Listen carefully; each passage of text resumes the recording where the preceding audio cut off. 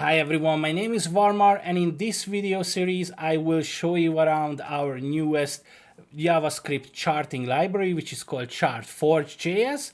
And this professional JS charting library allows you basically to create stunning, visually attractive charts with minimal coding requirements in a very simple and easy way, but allowing you to set excessive amount of customization options to fully achieve your dream charts. Basically, this charting plugin comes with initial 9 different chart types, including pie, column, bar, line, area, candlestick, bubble, Treemap, and Radial bar charts.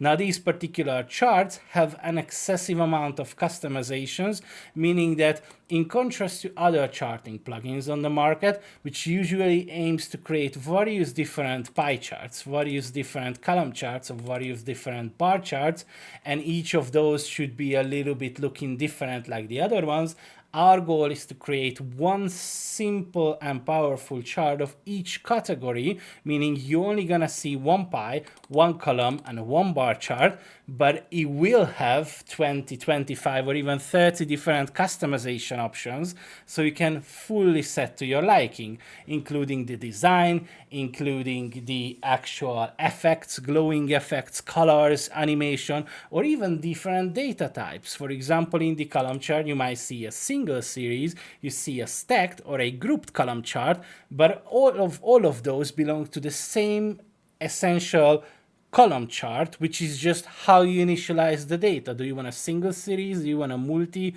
or a stacked, or a so we allow a full customization of each individual chart, and this allows us to keep everything simple. And instead of creating a dozen different column chart, we're just going to create each for each category. So this is all you need to have, and you don't need to get lost in the different types of charts, basically. So a few words about our charting plugin. Basically, this charting plugin is a fully responsive, meaning that it's going to look beautiful on all devices, including mobile device, tablets, desktops, or any device that you're visiting from. It includes multiple themes, meaning that you can initialize it with different themes such as cyberpunk, modern, minimalistic, default, or professional style. And of course, it will include dark and light mode support, meaning that any theme that you select will be supported a light and dark mode. So if you have a website where you have a dark and a white mode supported, you could essentially copy your website's current theme, send it over if it's a dark or a light mode, and our chart will be accommodating to it, meaning it will change its font colors, text colors, background color, etc. to match to either a light or a dark mode, whichever it's your current setup accordingly. Now, our chart is a very easy integration, meaning a simple 3-line setup without any dependencies. You just have to include a script, create a container, and then start charting immediately. Now, what does this mean? It means basically that all you need to do is that you have to link, of course, the charting plugin into your HTML page, meaning that the script source where is the particular charting plugin is. And after you link that, just create a simple HTML div. Let's call it chart in this case. And then once you created the div, all you have to do is you say const forge equals new chart forge. So essentially you're saying that the forge is a new chart forge. And then you say constant chart equals forge dot create chart, and you say that this particular div, which is called chart, so this chart should be a pie chart. Simple as that. Now, of course, this could be a single line. In that case, it would be constant chart equals new chart forge dot create chart chart pie. Now we just broke it down to 2 different lines. It looks better, but you could just initialize it in one single line.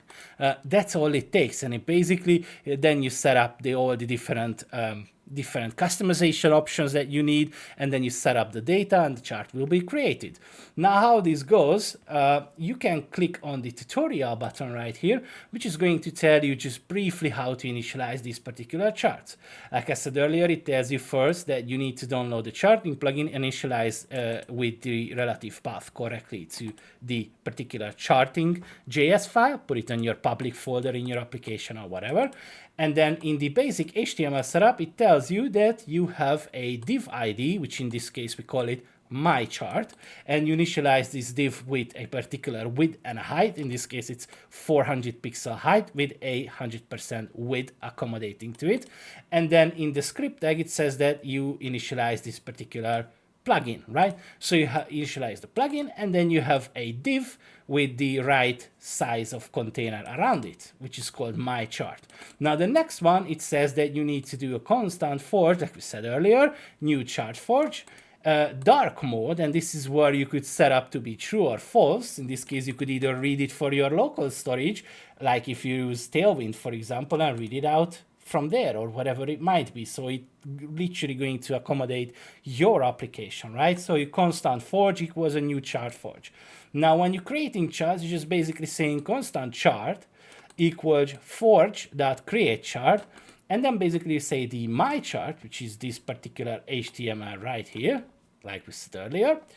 That particular my chart should be a pie, and then I initialize the excessive customization options, like show the label or the legend or show values, show tooltip, color optimization, color initializations, zoom initializations, anything that I need to do. All the customization options are going to be right here.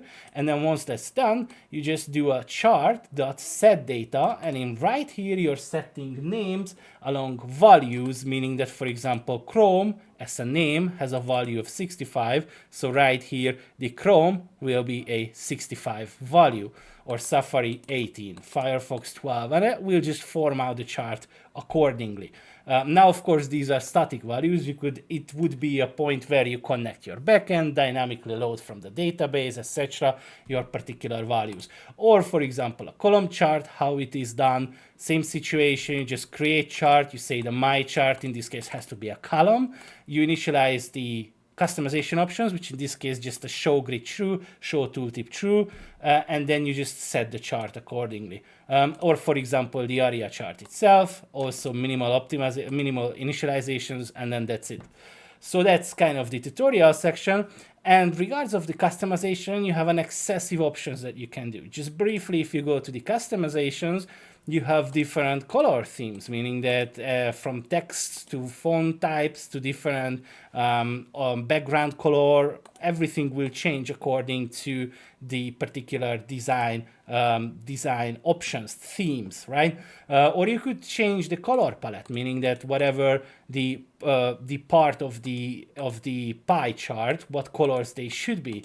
Or you could also change the animation, for example, meaning that it either should be loading very fast or should be a really slow process and nicely the columns are going out like this, or it's a really fast one. So you have, but that's just part of it. You have an excessive amount of customization options. And if you click into the charts right here and the chart gallery, that's where you find all of our charts. And in the next episode, we're gonna go over each of these charts.